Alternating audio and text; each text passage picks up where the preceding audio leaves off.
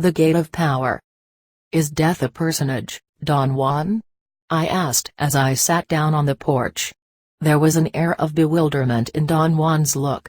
He was holding a bag of groceries I had brought him. He carefully placed them on the ground and sat down in front of me.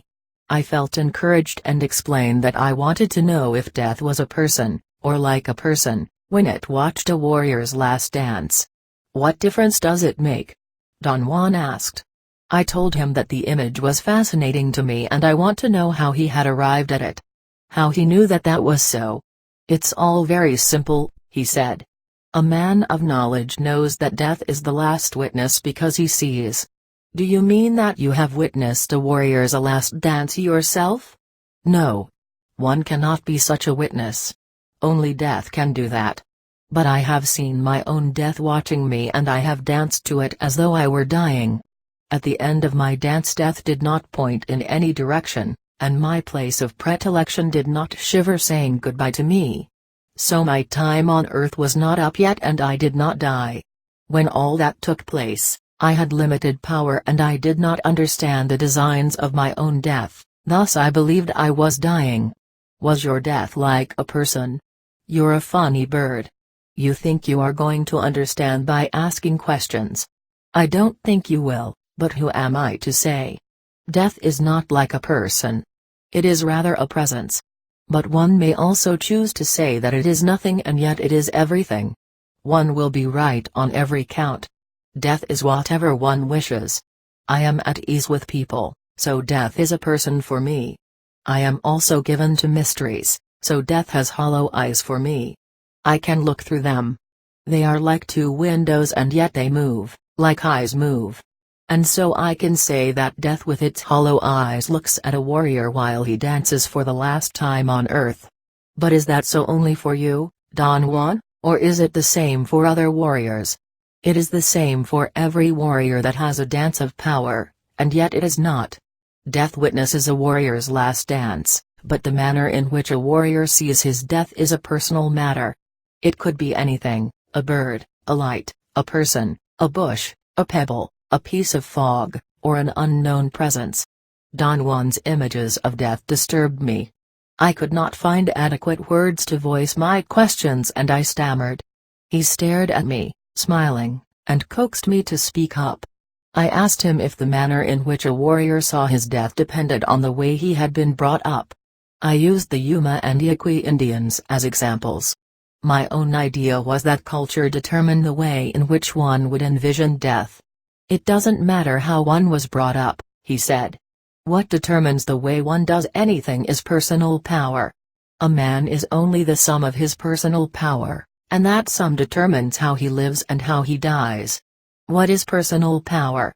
Personal power is a feeling, he said. Something like being lucky. Or one may call it a mood. Personal power is something that one acquires regardless of one's origin. I already have told you that a warrior is a hunter of power, and that I am teaching you how to hunt and store it.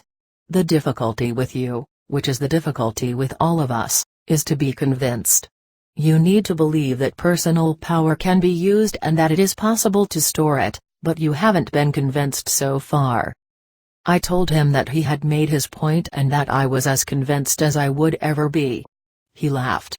That is not the type of conviction I am talking about, he said. He tapped my shoulder with 2 or 3 soft punches added with a cackle. I don't need to be humored, you know. I felt obliged to assure him that I was serious. I don't doubt it, he said. But to be convinced means that you can act by yourself. It will still take you a great deal of effort to do that. Much more has to be done. You have just begun. He was quiet for a moment. His face acquired a placid expression. It's funny the way you sometimes remind me of myself, he went on. I too did not want to take the path of a warrior. I believed that all that work was for nothing, and since we are all going to die, what difference would it make to be a warrior? I was wrong. But I had to find that out for myself. Whenever you do realize that you are wrong, and that it certainly makes a world of difference, you can say that you are convinced. And then you can proceed by yourself. And by yourself you may even become a man of knowledge. I asked him to explain what he meant by a man of knowledge. A man of knowledge is one who has followed truthfully the hardships of learning, he said. A man who has, without rushing or faltering, gone as far as he can in unraveling the secrets of personal power.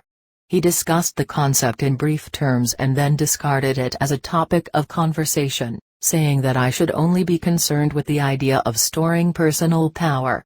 That's incomprehensible, I protested. I can't really figure out what you are driving at. Hunting power is a peculiar event, he said. It first has to be an idea, then it has to be set up, step by step, and then, bingo. It happens. How does it happen? Don Juan stood up. He began stretching his arms and arching his back like a cat. His bones, as usual, made a series of cracking sounds. Let's go, he said. We have a long journey ahead of us. But there are so many things I want to ask you, I said. We are going to a place of power, he said as he stepped inside his house. Why don't you save your questions for the time we are there? We may have an opportunity to talk. I thought we were going to drive, so I stood up and walked to my car, but Don Juan called me from the house and told me to pick up my net with cords. He was waiting for me at the edge of the desert chaparral behind his house. We have to hurry up, he said. We reached the lower slopes of the western Sierra Madre Mountains around 3 p.m. It had been a warm day, but towards the late afternoon the wind became cold. Don Juan sat down on a rock and signaled me to do likewise. What are we going to do here this time, Don Juan? You know very well that we're here to hunt power. I know that. But what are we going to do here in particular? You know that I don't have the slightest idea. Do you mean that you never follow a plan? Hunting power is a very strange affair, he said. There is no way to plan it ahead of time. That's what's exciting about it. A warrior proceeds as if he had a plan though, because he trusts his personal power. He knows for a fact that it will make him act in the most appropriate fashion. I pointed out that his statements were somehow contradictory. If a warrior already had personal power, why was he hunting for it? Don Juan raised his brows and made a gesture of feigned disgust. You're the one who is hunting personal power, he said. And I am the warrior who already has it. You asked me if I had a plan and I said that I trust my personal power to guide me and that I don't need to have a plan. We remained quiet for a moment and then began walking again. The slopes were very steep and climbing them was very difficult and extremely tiring for me. On the other hand, there seemed to be no end to Don Juan's stamina. He did not run or hurry. His walking was steady and tireless. I noticed that he was not even perspiring, even after having climbed an enormous and almost vertical slope. When I reached the top of it, Don Juan was already there, waiting for me. As I sat down next to him I felt that my heart was about to burst out of my chest. I lay on my back and perspiration literally poured from my brows. Don Juan laughed out loud and rolled me back and forth for a while. The motion helped me catch my breath. I told him that I was simply awed by his physical prowess. I've been trying to draw your attention to it all along, he said. You're not old at all, Don Juan. Of course not. I've been trying to make you notice it. How do you do it? I don't do anything. My body feels fine, that's all.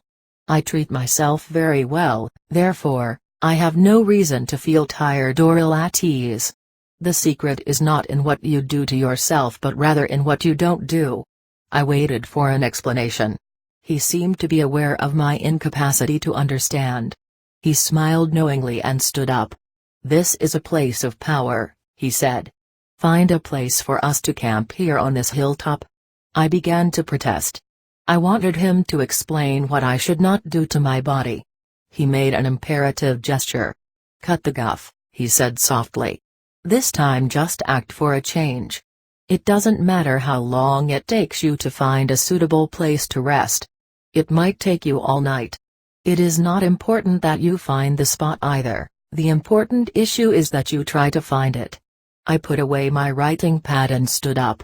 Don Juan reminded me, as he had done countless times, Whenever he had asked me to find a resting place, that I had to look without focusing on any particular spot, squinting my eyes until my view was blurred. I began to walk, scanning the ground with my half-closed eyes. Don Juan walked a few feet to my right and a couple of steps behind me. I covered the periphery of the hilltop first. My intention was to work my way in a spiral to the center. But once I had covered the circumference of the hilltop, Don Juan made me stop. He said I was letting my preference for routines take over. In a sarcastic tone he added that I was certainly covering the whole area systematically, but in such a stagnant way that I would not be able to perceive the suitable place. He added that he himself knew where it was, so there was no chance for improvisations on my part. What should I be doing instead? I asked. Don Juan made me sit down. He then plucked a single leaf from a number of bushes and gave them to me. He ordered me to lie down on my back and loosen my belt and place the leaves against the skin of my umbilical region. He supervised my movements and instructed me to press the leaves against my body with both hands. He then ordered me to close my eyes and warned me that if I wanted perfect results I should not lose hold of the leaves, or open my eyes, or try to sit up when he shifted my body to a position of power. He grabbed me by the right armpit and swirled me around. I had an invincible desire to peek through my half-closed eyelids, but Don Juan put his hand over my eyes. He commanded me to concern myself only with the feeling of warmth that was going to come from the leaves. I lay motionless for a moment and then I began to feel a strange heat emanating from the leaves. I first sensed it with the palms of my hands, then the warmth extended to my abdomen, and finally it literally invaded my entire body. In a matter of minutes my feet were burning up with a heat that reminded me of times when I had had a high temperature. I told Don Juan about the unpleasant sensation and my desire to take off my shoes. He said that he was going to help me stand up, that I should not open my eyes until he told me to, and that I should keep pressing the leaves to my stomach until I had found the suitable spot to rest. When I was on my feet he whispered in my ear that I should open my eyes, and that I should walk without a plan, letting the power of the leaves pull me and guide me. I began to walk aimlessly. The heat of my body was uncomfortable. I believed I was running a high temperature, and I became absorbed in trying to conceive by what means Don Juan had produced it. Don Juan walked behind me. He suddenly let out a scream that nearly paralyzed me. He explained, laughing, that abrupt noises scare away unpleasant spirits. I squinted my eyes and walked back and forth for about half an hour. In that time the uncomfortable heat of my body turned into a pleasurable warmth. I experienced a sensation of lightness as I paced up and down the hilltop. I felt disappointed, however. I had somehow expected to detect some kind of visual phenomenon, but there were no changes whatsoever in the periphery of my field of vision, no unusual colors, or glare, or dark masses. I finally became tired of squinting my eyes and opened them. I was standing in front of a small ledge of sandstone, which was one of the few barren rocky places on the hilltop. The rest was dirt with widely spaced small bushes. It seemed that the vegetation had burned some time before and the new growth was not fully mature yet. For some unknown reason I thought that the sandstone ledge was beautiful. I stood in front of it for a long time. And then I simply sat down on it. Good. Good. Don Juan said and patted me on the back. He then told me to carefully pull the leaves from under my clothes and place them on the rock. As soon as I had taken the leaves away from my skin I began to cool off. I took my pulse. It seemed to be normal. Don Juan laughed and called me Dr. Carlos and asked me if I could also take his pulse. He said that what I had felt was the power of the leaves, and that power had cleared me and had enabled me to fulfill my task. I asserted in all sincerity that I had done nothing in particular, and that I sat down on that place because I was tired and because I found the color of the sandstone very appealing. Don Juan did not say anything. He was standing a few feet away from me. Suddenly he jumped back and with incredible agility ran and leaped over some bushes to a high crest of rocks some distance away. "What's the matter?" I asked, alarmed. "Watch the direction in which the wind will blow your leaves," he said. "Count them quickly. The wind is coming. Keep half of them and put them back against your belly." I counted 20 leaves. I stuck 10 under my shirt and then a strong gust of wind scattered the other 10 in a westerly direction. I had the eerie feeling as I saw the leaves being blown off that a real entity was deliberately sweeping them into the amorphous mass of green shrubbery. Don Juan walked back to where I was and sat down next to me, to my left, facing the south. We did not speak a word for a long time. I did not know what to say. I was exhausted. I wanted to close my eyes, but I did not dare. Don Juan must have noticed my state and said that it was all right to fall asleep. He told me to place my hands on my abdomen, over the leaves, and try to feel that I was lying suspended on the bed of strings that he had made for me on the place of my predilection. I closed my eyes and a memory of the peace and plenitude I had experienced while sleeping on that other hilltop invaded me.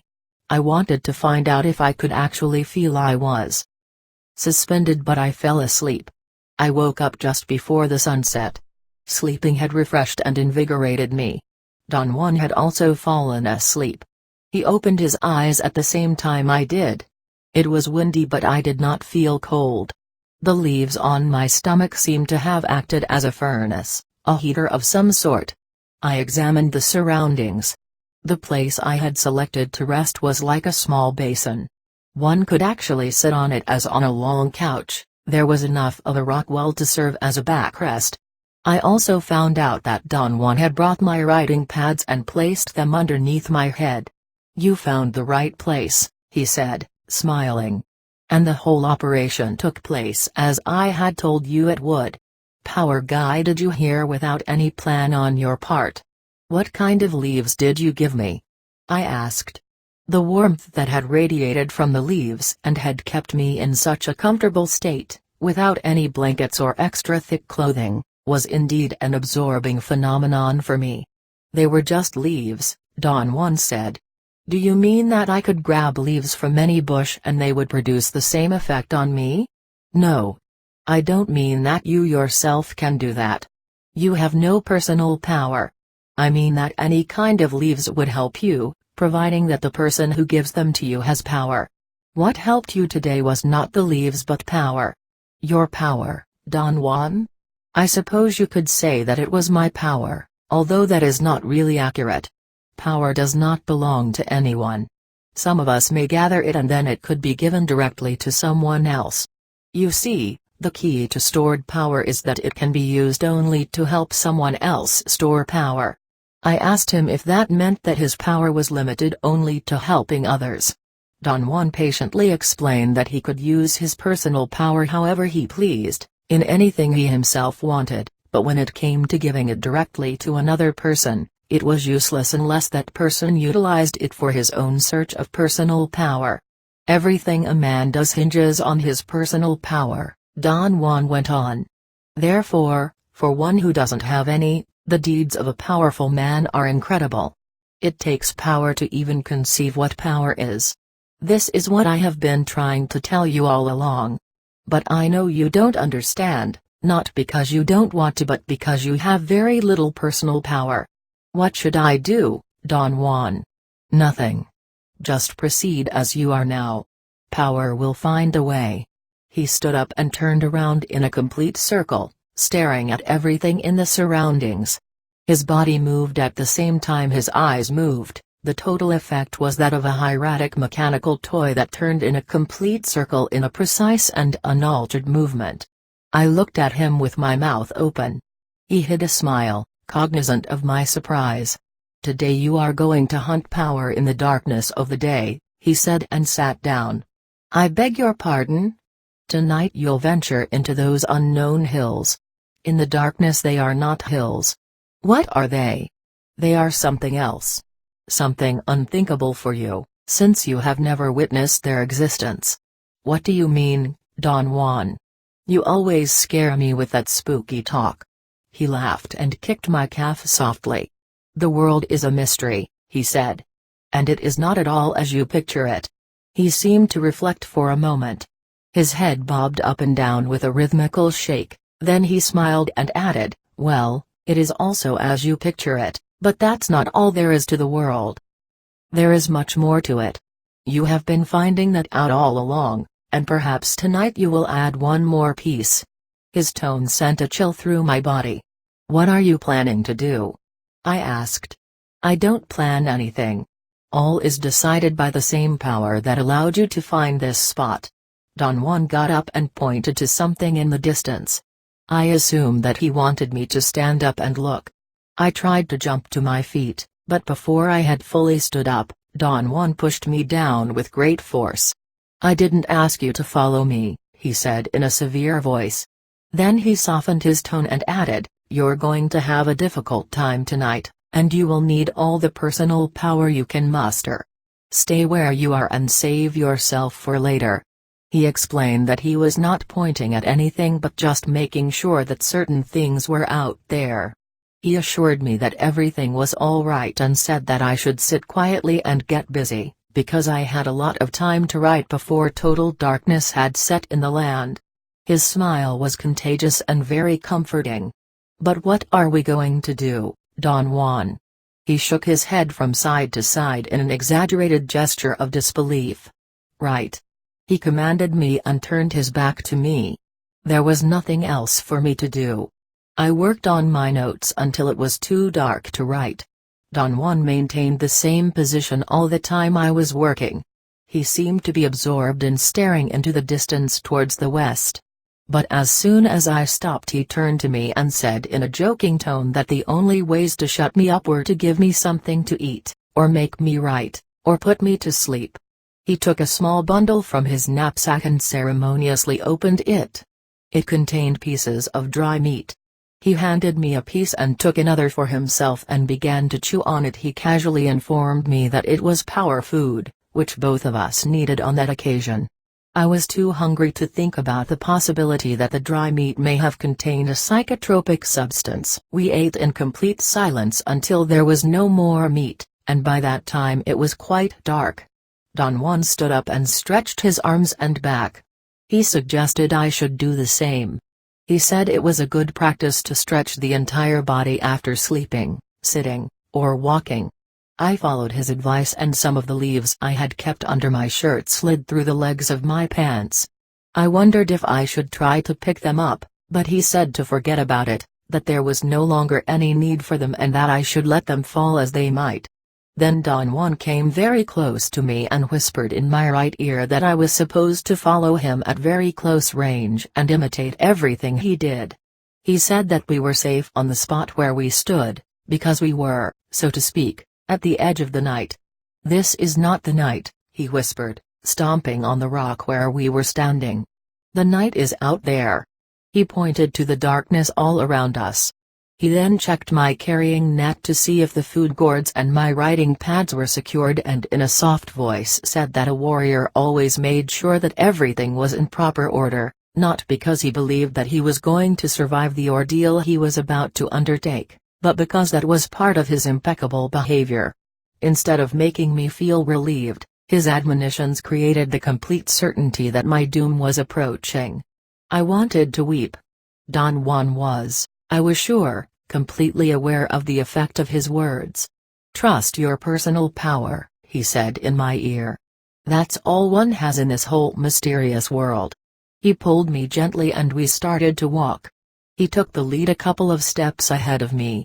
I followed him with my eyes fixed on the ground. Somehow I did not dare to look around, and focusing my sight on the ground made me feel strangely calm. It almost mesmerized me. After a short walk Don Juan stopped. He whispered that total darkness was near and that he was going to get ahead of me, but was going to give me his position by imitating the cry of a specific small owl. He reminded me that I already knew that his particular imitation was raspy at the beginning and then it became as mellow as the cry of a real owl. He warned me to be deadly aware of other owl cries which did not bear that mark. By the time Don Juan finished giving me all those instructions I was practically panic-stricken. I grabbed him by the arm and would not let go. It took 2 or 3 minutes for me to calm myself enough so I could articulate my words. A nervous ripple ran along my stomach and abdomen and kept me from talking coherently. In a calm, soft voice he urged me to get hold of myself, because the darkness was like the wind, an unknown entity at large that could trick me if I was not careful. And I had to be perfectly calm in order to deal with it. You must let yourself go so your personal power will merge with the power of the night, he said in my ear. He said he was going to move ahead of me and I had another attack of irrational fear. This is insane, I protested. Don Juan did not get angry or impatient. He laughed quietly and said something in my ear which I did not quite understand. What did you say? I said loudly through chattering teeth. Don Juan put his hand over my mouth and whispered that a warrior acted as if he knew what he was doing, when in effect he knew nothing. He repeated one statement 3 or 4 times, as if he wanted me to memorize it. He said, "A warrior is impeccable when he trusts his personal power regardless of whether it is small or enormous." After a short wait he asked me if I was all right. I nodded and he went swiftly out of sight with hardly a sound. I tried to look around. I seemed to be standing in an area of thick vegetation. All I could distinguish was the dark mass of shrubs, or perhaps small trees. I concentrated my attention on sounds, but nothing was outstanding. The whizzing of the wind muffled every other sound except the sporadic piercing cries of large owls and the whistling of other birds. I waited for a while in a state of utmost attention.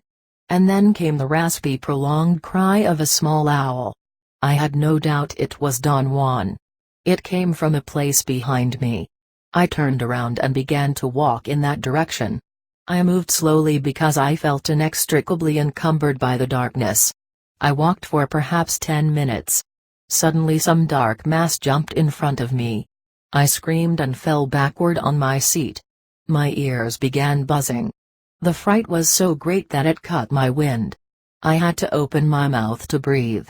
"Stand up," Don Juan said softly. "I didn't mean to scare you. I just came to meet you." He said that he had been watching my crappy way of walking and that when I moved in the darkness I looked like a crippled old lady trying to tiptoe between mud puddles. He found this image funny and laughed out loud. He then proceeded to demonstrate a special way of walking in the darkness, a way which he called the Gait of Power. He stooped over in front of me and made me run my hands over his back and knees, in order to get an idea of the position of his body. Don Juan's trunk was slightly bent forward, but his spine was straight. His knees were also slightly bent. He walked slowly in front of me so I could take notice that he raised his knees almost to his chest every time he took a step. And then he actually ran out of sight and came back again. I could not conceive how he could run in total darkness. "The Gait of Power is for running at night," he whispered in my ear. He urged me to try it myself. I told him that I was sure I would break my legs falling into a crevice or against a rock. Don Juan very calmly said that the Gait of Power was completely safe. I pointed out that the only way I could understand his acts was by assuming he knew those hills to perfection and thus could avoid the pitfalls. Don Juan took my head in his hands and whispered forcefully, "This is the night. And it is power." He let go of my head and then added in a soft voice that at night the world was different, and that his ability to run in the darkness had nothing to do with his knowledge of those hills. He said that the key to it was to let one's personal power flow out freely, so it could merge with the power of the night, and that once that power took over there was no chance for a slip-up. He added, in a tone of utmost seriousness, that if I doubted it I should consider for a moment what was taking place. For a man of his age to run in those hills at that hour would be suicidal if the power of the night was not guiding him. "Look," he said and ran swiftly out into the darkness and came back again. The way his body moved was so extraordinary that I could not believe what I was seeing. He sort of jogged on the same spot for a moment. The manner in which he lifted his legs reminded me of a sprinter doing preliminary warm-up exercises. He then told me to follow him. I did it with utter constraint and uneasiness. With extreme care I tried to look where I was stepping, but it was impossible to judge distance. Don Juan came back and jogged by my side. He whispered that I had to abandon myself to the power of the night and trust the little bit of personal power that I had, or I would never be able to move with freedom, and that the darkness was encumbering only because I relied on my sight for everything I did, not knowing that another way to move was to let power be the guide. I tried various times without success. I simply could not let go. The fear of injuring my legs was overpowering. Don Juan ordered me to keep on moving in the same spot and to try to feel as if I were actually using the gate of power. He then said that he was going to run ahead and that I should wait for his owl's cry. He disappeared in the darkness before I could say anything. I closed my eyes at times and jogged on the same spot with my knees and trunk bent for perhaps an hour. Little by little my tension began to ease up until I was fairly comfortable. Then I heard Don Juan's cry. I ran 5 or 6 yards in the direction where the cry came from, trying to abandon myself, as Don Juan had suggested. But stumbling into a bush immediately brought back my feelings of insecurity. Don Juan was waiting for me and corrected my posture.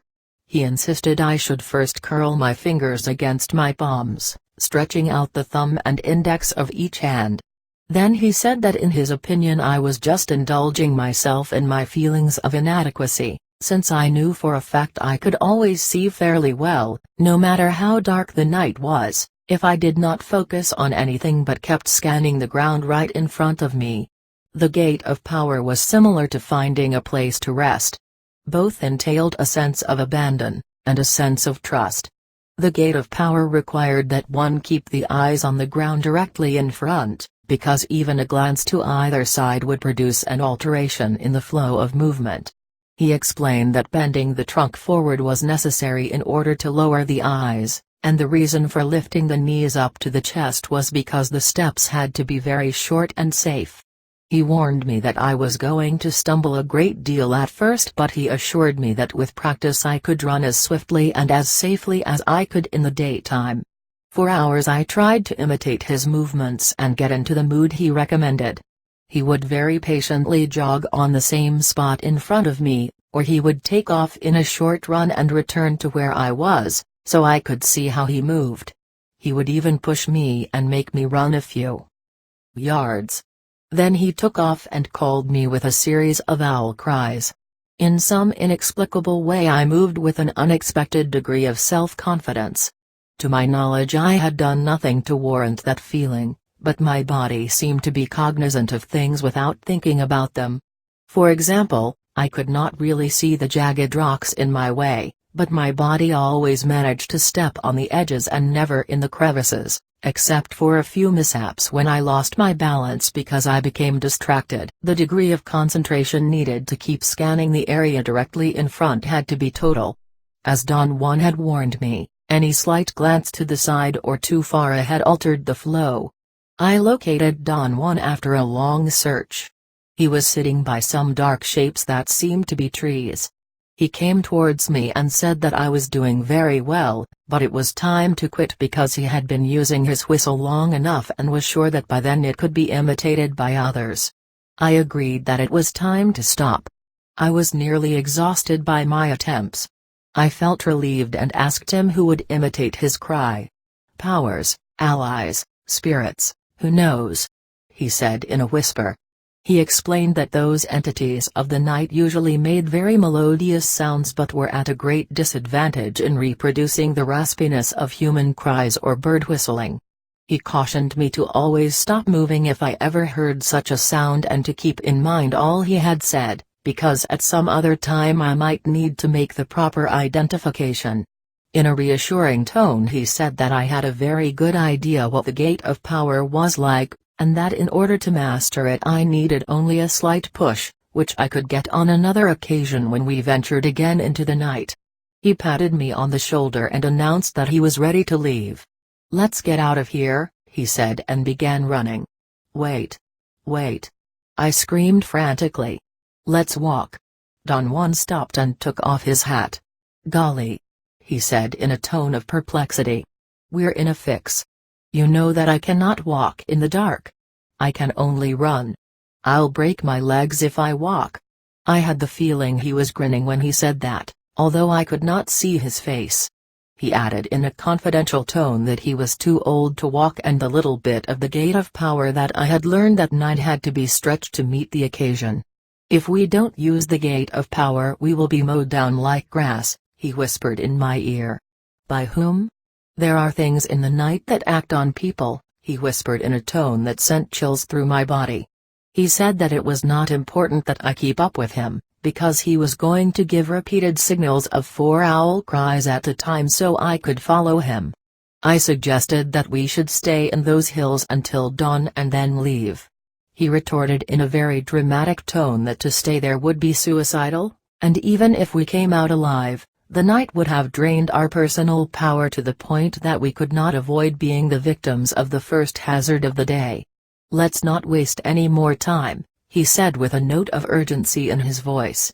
"Let's get out of here." He reassured me that he would try to go as slowly as possible. His final instructions were that I should try not to utter a sound, not even a gasp, no matter what happened.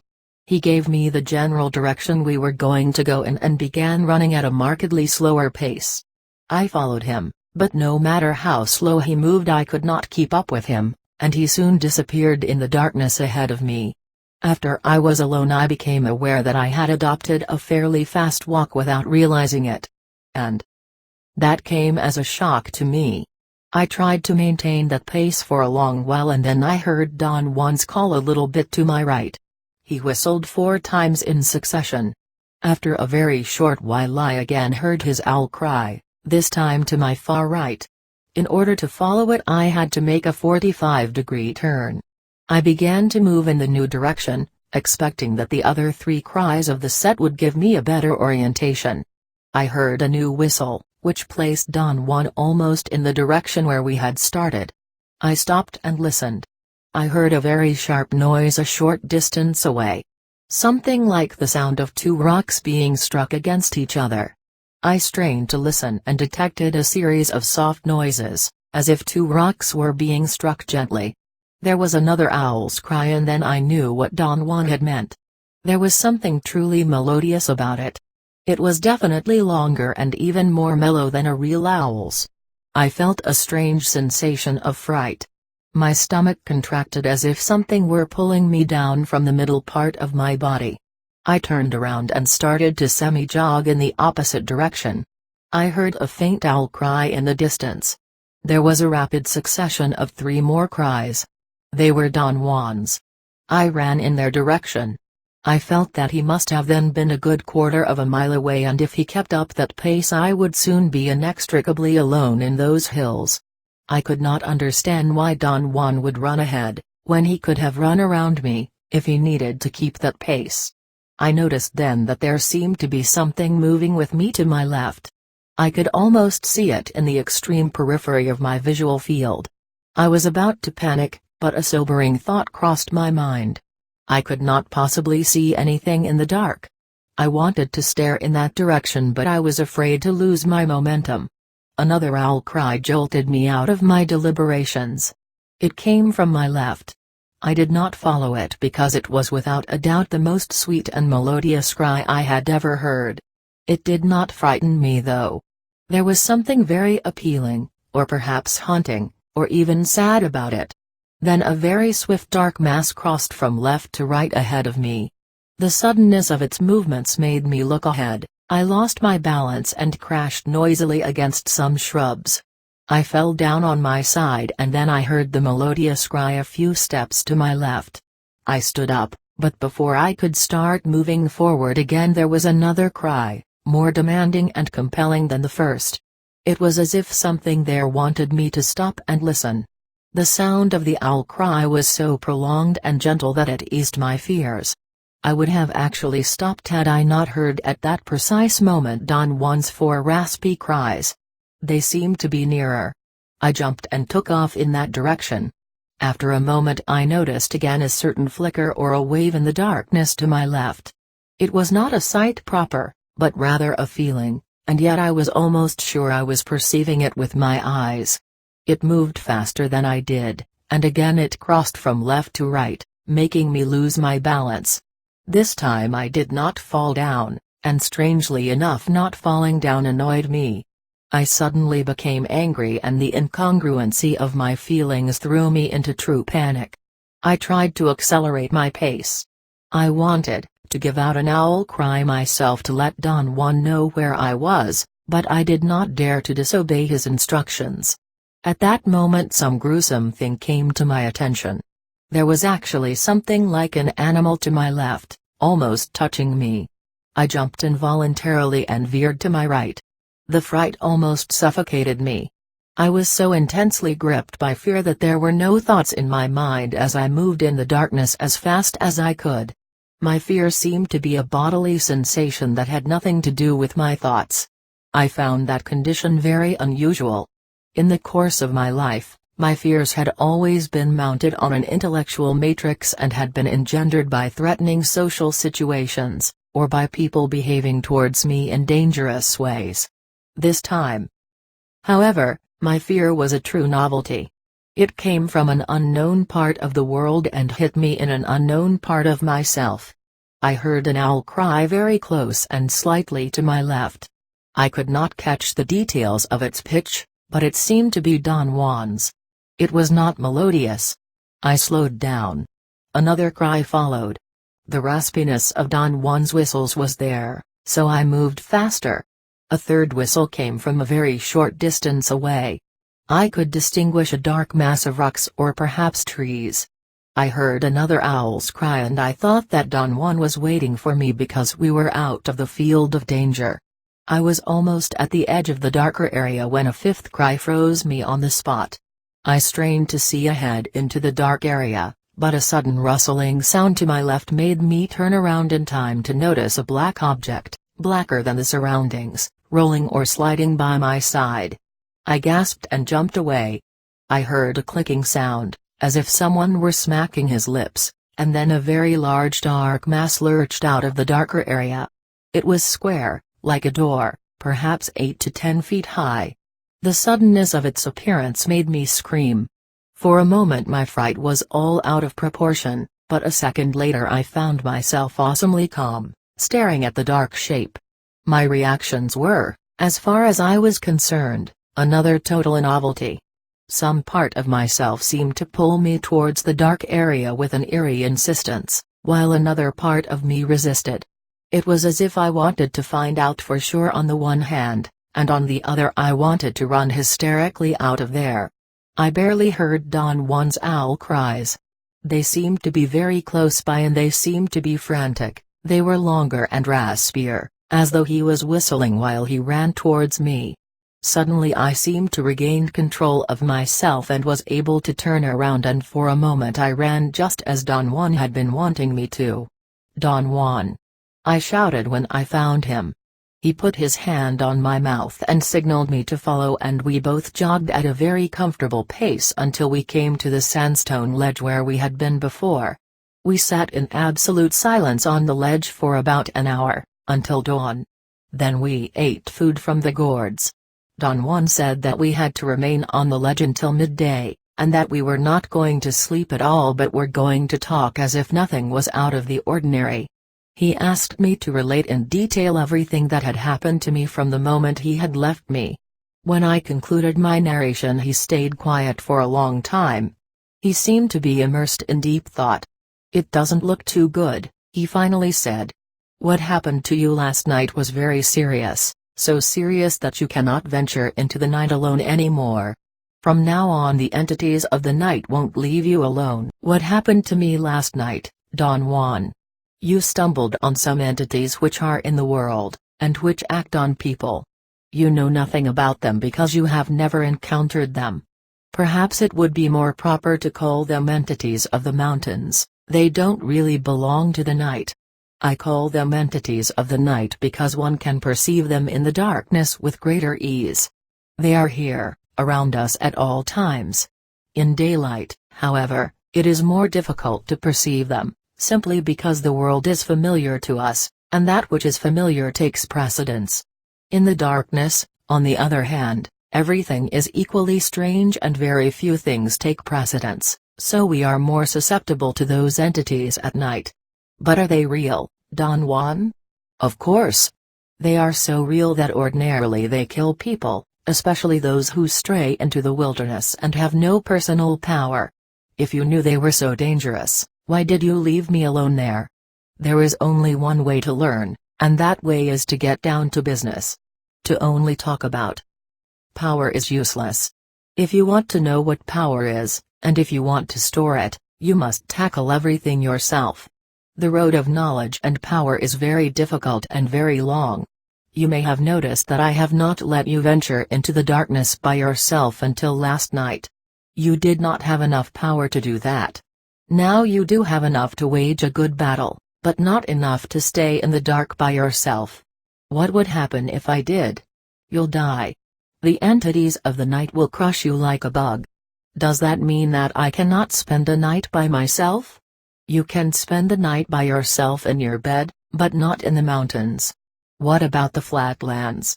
It applies only to the wilderness, where there are no people around, especially the wilderness in high mountains. Since the natural abodes of the entities of the night are rocks and crevices, you cannot go to the mountains from now on unless you have stored enough personal power. But how can I store personal power? You are doing it by living the way I have recommended.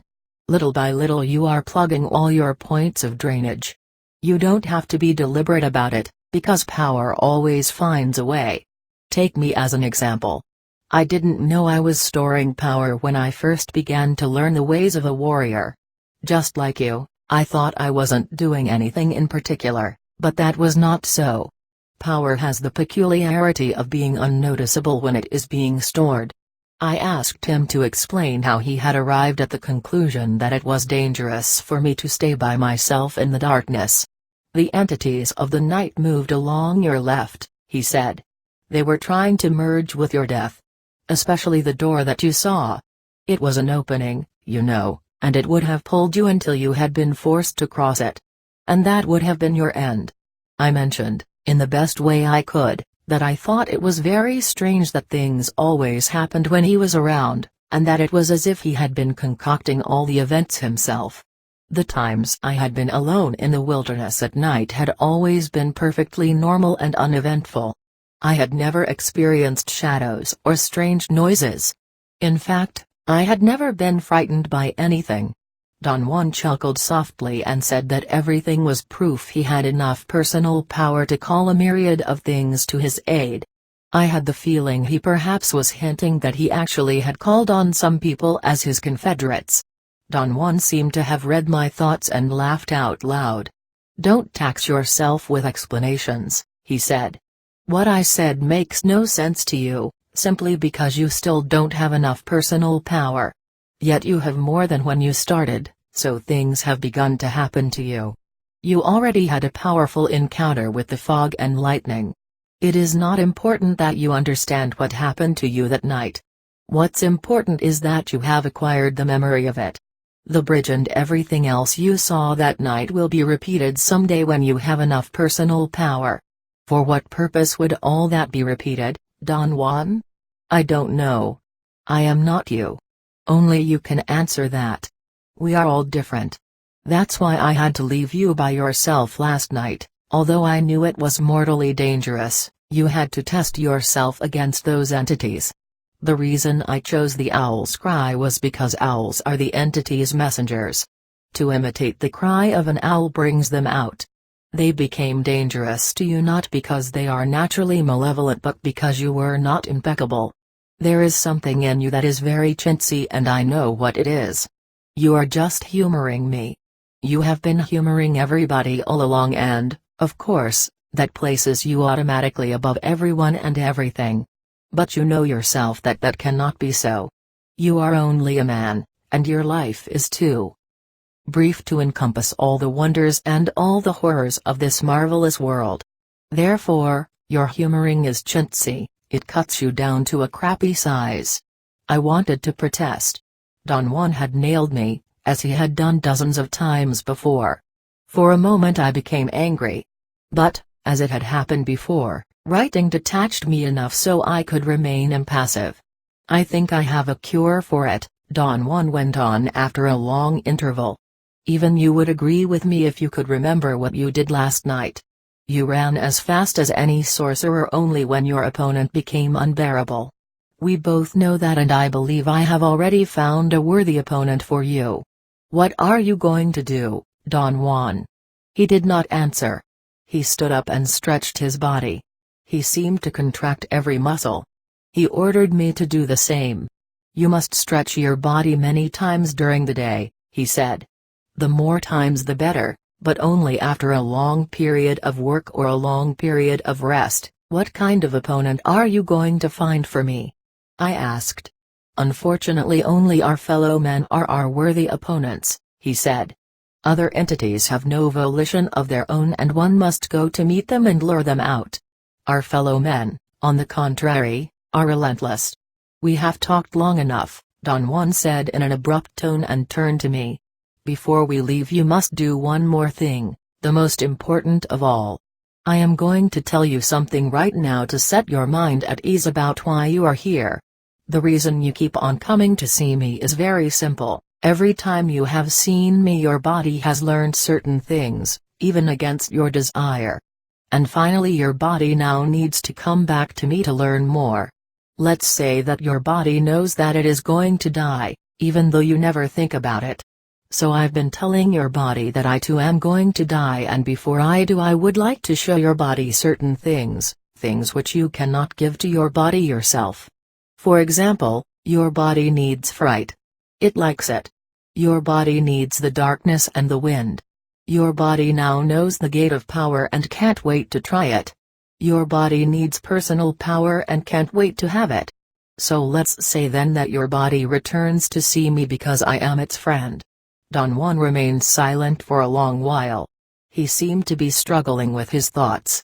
I've told you that the secret of a strong body is not in what you do to it but in what you don't do, he finally said. Now it is time for you not to do what you always do. Sit here until we leave and not do. I don't follow you, Don Juan. He put his hands over my notes and took them away from me. He carefully closed the pages of my notebook, secured it with its rubber band, and then threw it like a disc far into the chaparral. I was shocked and began to protest, but he put his hand over my mouth. He pointed to a large bush and told me to fix my attention not on the leaves but on the shadows of the leaves. He said that running in the darkness did not have to be spurred by fear but could be a very natural reaction of a jubilant body that knew how to not do. He repeated over and over in a whisper in my right ear that to not do what I knew how to do was the key to power.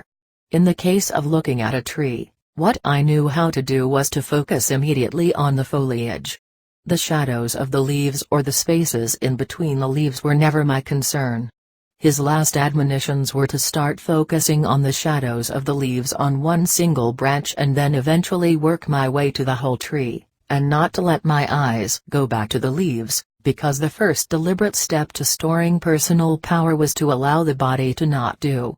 Perhaps it was because of my fatigue or my nervous excitation, but I became so immersed in the shadows of the leaves that by the time Don Juan stood up I could almost group the dark masses of shadows as effectively as I normally grouped the foliage. The total effect was startling. I told Don Juan that I would like to stay longer. He laughed and patted me on my hat. I've told you, he said. The body likes things like this. He then said that I should let my stored power guide me through the bushes to my notebook. He gently pushed me into the chaparral. I walked aimlessly for a moment and then I came upon it. I thought that I must have unconsciously memorized the direction in which Don Juan had thrown it. He explained the event, saying that I went directly to the notebook because my body had been soaked for hours in not doing.